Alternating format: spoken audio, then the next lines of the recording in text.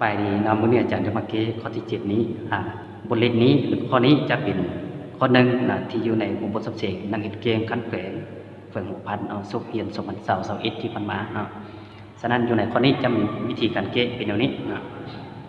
จากบทเรียนที่เข้ามาเป็นอย่างนี้แล้วเราสังเกตเห็นว่าถ้าเราคิดได้จุลคณิตของพวกนี้เพื่อให้มันเท่ากับจำนวนพวกอยู่ทางนี้แล้วมันบ่เท่าเนาะดังนั้นเราต้องสังเกตอิฐกำลังสองลบซีอิฐบวกเป็ดนี้เพื่อให้มันเข้ากับโครงหารของการอนิตเนาะอาจารย์จึงเปลี่ยนเป็นอิฐลบ2ขึ้นกำลังสองบวกซีจากจุดนี้จุดนี้คือหลักการที่เรานำใช้อยู่ในชั้นม .4 เป็นการเปลี่ยนเป็นโครงหารการอนิตเนาะฉะนั้นเวลานี้อาจารย์เนี่ยได้เป็นโครงหารของการอนิตแล้วเนาะจากนี้ก็คือเอาบนนี้แทนค่าบนนี้ใส่นะครับจึงจะได้เป็นตรงนี้นะจะได้สามคณิตของ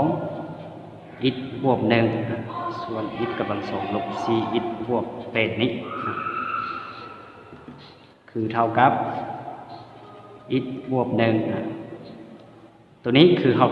ไล่มันเท่ากับอิฐลบ2ขึ้นกำลังสองบวก4แล้วฉะนั้นเอาบนนี้มาแทนใส่บนนี้นะคือเป็นอิฐลบ2ขึ้นกำลังสองบวก4นะเวทนี้จากนี้เราจึงมาวางอิฐลบ2วานตัวนี้นะวานตัวนี้วานจุดนี้คือเท่ากับที่วานเท่าที่จากนี้ถ้าทวนเอาอิฐจะกลายเป็นที่บวก2นะแล้วเราต้องมาเพิ่งว่าอิฐนี้คือจุดประสงค์ที่เราถอดมาในที่นี้คือเพื่อเอาไปแทนใส่จุดมีอิฐนี้อิฐลบ2เท่าที่จุดนี้คือเอาไปแทนใส่จุดนี้นะอย่างนี้อิฐนะนี้อิฐถ้าอย่างนี้อิฐเราต้องไปคิดไล่นี้อิฐนะนี้อิฐเท่ากันอย่างนี้อิฐก็คือเป็นการคิดไล่จุลคณิตของอิฐนะก็คือเราจะได้เป็นดีที่อันนี้คือการคิดไล่จุลคณิตนะจุลคณิตของตำราอิฐนี่แหละมันจะเท่ากับดีที่เป็นนี้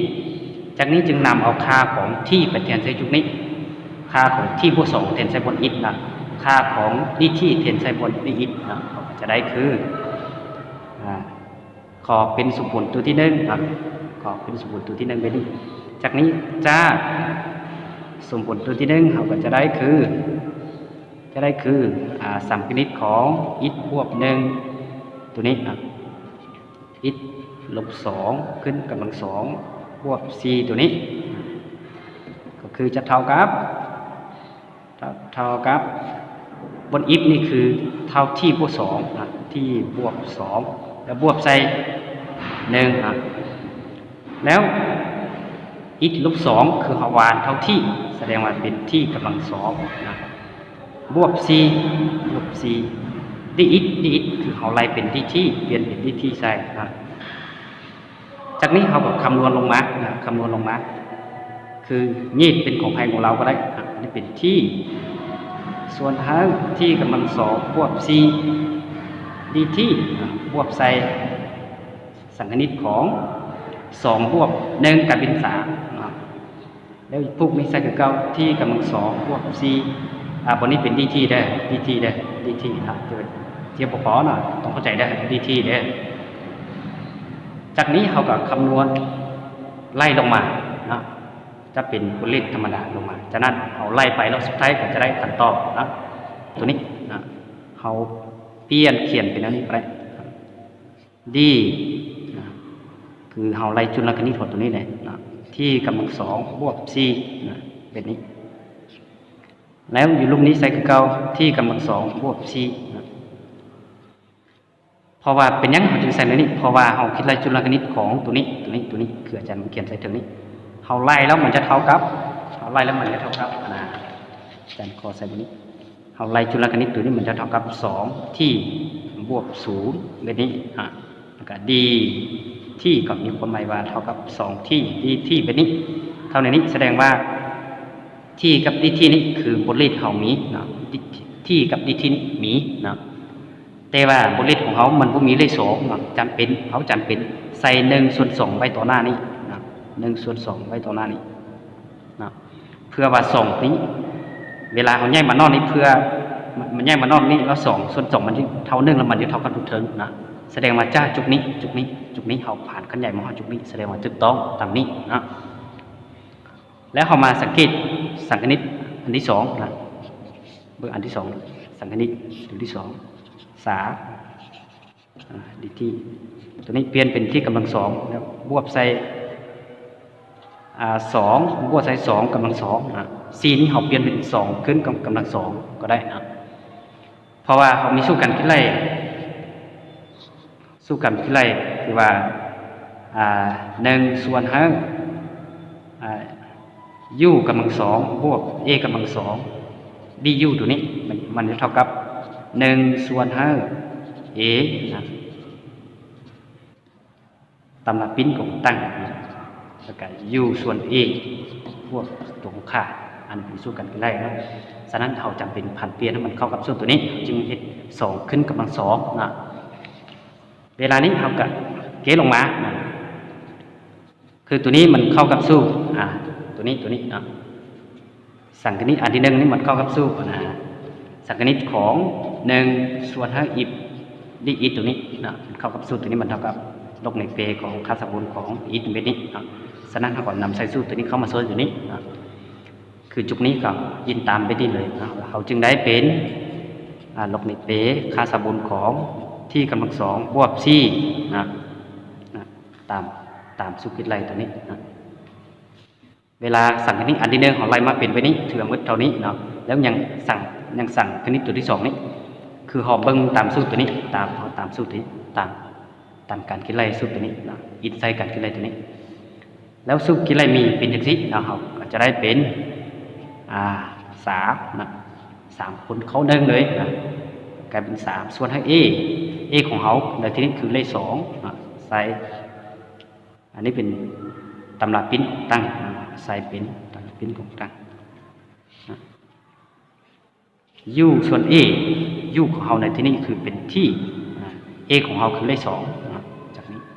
ใส่มันดีไซน์บวกใส่ตัวคงค่าจากนี้เวลาเราไล่มาจุดนี้ถือว่ายังไร้กับคำตอบที่ยังเป็นตัวที่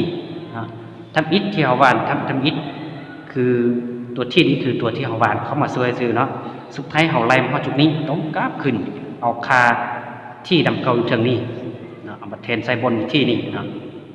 แทนใส่บนที่นี่คือที่มันเท่ากับอิฐลบ2หรือว่าอิฐลบ2เท่ากับที่ต้องเอาวันนี้มาแทนใส่บนที่มีที่นะคือเขามันแทนขึ้นใส่บนที่นี้แล้วเขาจะได้เป็น1/2ลบในเปของตัวนี้อยู่ในค่าสมบูรณ์นี้คือมันเท่ากับจุดนี้นะตัวนี้เท่าตัวนี้เลยนะเอาเบิ้งอยู่ในที่นี้จุดนี้เท่ากันแต่ว่าตัวนี้ก็เท่ากับตัวนี้เหมือนว่านะแสดงว่าจุดนี้จะกลายเป็นอิฐกำลัง2ลบ4อิฐบวก8นะบวก8ประกาศเบิ้งตัวถัดไปนี้3/2ตำราปิ้นของตั้งนะที่ถาวรอยู่ในขั้นเติมเป็นอิฐลบ2จึงเอาอิฐลบ2มาแทนใส่บนมีที่นะจากนั้นกับบวกใส่ตัวของค่าตัวซี่นะอันนี้ก็คือคำตอบสุดท้ายในข้อนี้นะฉะนั้นเมื่อเวลาเขาเกมฮอจุดนี้เขาต้องเขียนว่าตรงนี้เป็นใน2เลยเขาต้องเขียนว่าบริษัทกับอิฐที่เขาเขียนมานะเขาต้องเขียนว่าฉะนั้นสังคณิตของอิฐบวก1ส่วนให้อิฐกำลัง2ลบ4อิฐบวก8นี้นะตัวนี้นะเท่ากับตัวนี้เลยเท่ากับตัวนี้เอาคำตอบที่ใส่บนนี้นะเอาคำตอบที่ใส่บนนี้คือ1/2ลบในเปอิฐกำลัง2ลบ4อิฐบวก8ตัวนี้ส่วน3บวก3/2ตำราปิ้นของตั้ง